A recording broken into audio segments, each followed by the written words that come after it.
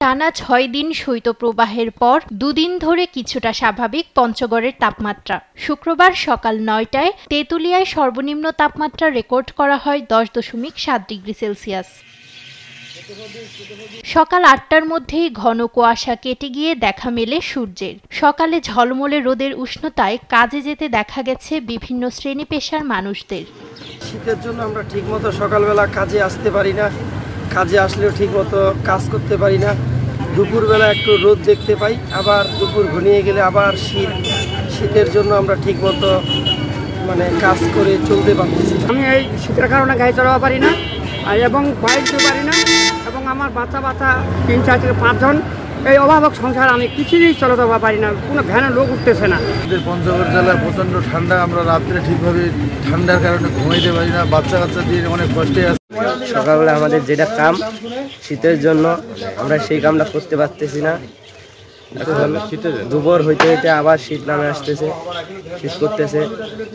বিকাল হলে একদম কোনো দেখা যায় না, একদম কুয়াশাতে ভর্তি হয়ে যায়। আমাদের পঞ্চগড় জেলায় অনেক শীত, এবং এই শীতের মাঝে রোদ তীব্রতা থাকলেও তবুও ঠান্ডা দেখায়।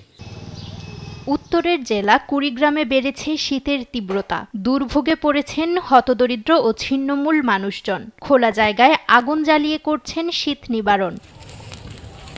1 মাস ধরে এ জেলার সর্বনিম্ন তাপমাত্রা 11 থেকে 13 ডিগ্রি সেলসিয়াসে ওঠানামা করছে।